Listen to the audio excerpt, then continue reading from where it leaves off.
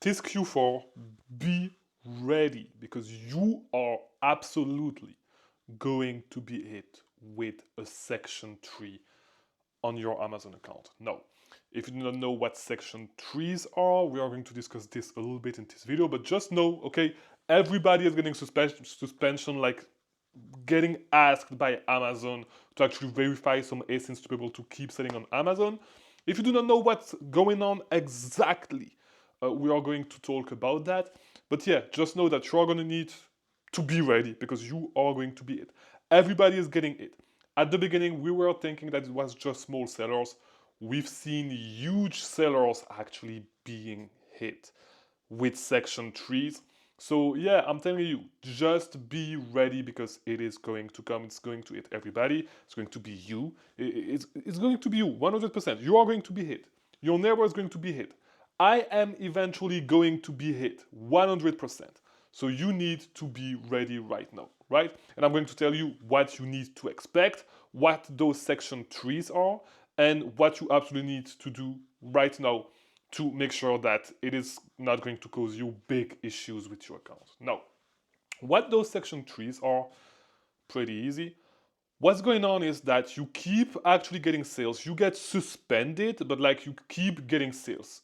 I don't think you can actually still list products, but you keep getting sales. You just like your money is frozen. That's pretty much it, and you cannot add new products. So whether it is FBA, FBM, it is still going to be sales, but you cannot get your money. All right, Amazon is freezing your money because you need to verify your identity, whatever, whatever.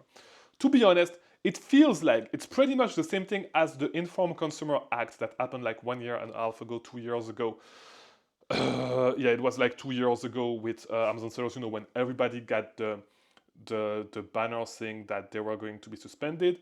No, what they did instead of making everybody freak out is that they just suspend everybody little by little, and they need to replay. They need to provide information to prove that they are legit, and they need to verify 2 or 3 ASINs usually, right?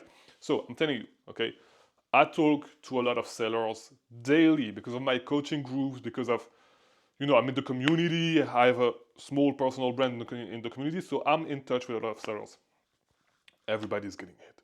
All right. So, as I said, you're going to need to prove the authenticity of 2 or 3 ASINs, which means that aside from all the things that you need to show for your business, like the business registration and this and this and that, okay, it's going to be really easy. So prove the authenticity of an item. I'm saying that it's easy, but it's not that easy, right? Because if you go really deep in stock, you're going to need, and you do OA, you're going to need to submit stuff for a ton and a ton and a ton of units, right? It can take a lot of time to put the documentation together.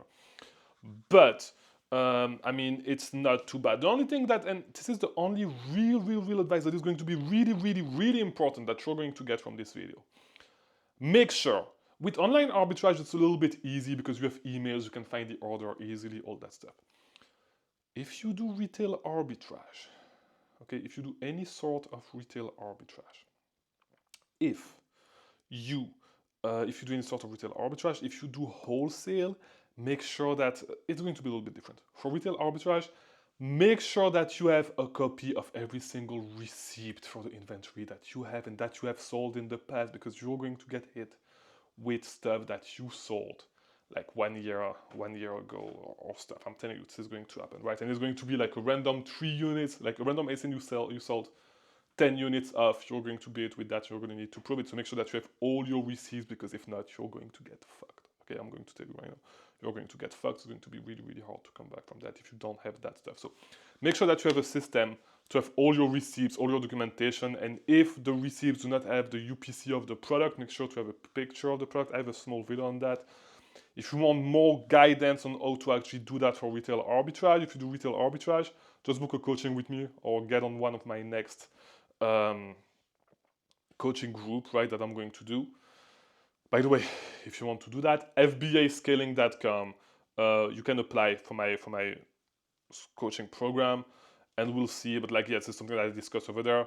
It takes a long time if I want to show you my whole process. So and it's something that I only talk about over there. Okay, I'm not going to talk about that on YouTube because it's way too deep. I'm going to go way too deep and stuff. But make sure that you have a system for that. And if you do wholesale, Make sure that you are buying from legit suppliers, because with wholesale it can be a little bit tricky, okay, regarding the authenticity of the items. Also, buy from legit suppliers. Whether you do retail arbitrage, online arbitrage, it's always better to buy from the big names, because it's way easier to prove the authenticity, to prove the legitness, if I can say it this way, the legitness of your, and I'm not even sure you say this, but the legitness of your supplier, okay, because this is going to be a major thing. All right, so if you change bank account, all that stuff, make sure that you have all your bank statements, because you are going to need this. You're going to need to show the track record, the chain of custody, and the payment that you made for that inventory. Okay, so that's what you're going to need to do. Those section 3s, as I said, they are not too hard to come back. Everybody's going to be hit. You're going to be hit. Make sure that you have all your documentation in order.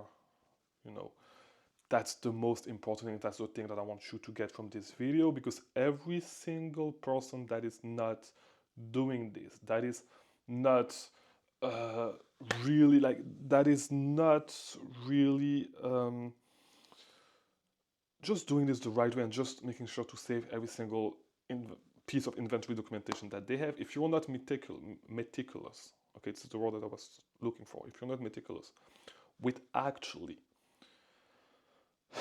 taking care of your inventory documentation, is going to be really hard, especially if you do retail arbitrage. So hopefully this video was helpful. If it was, leave a like, do all that YouTube stuff, and I will see you tomorrow for a new video. Thank you for watching.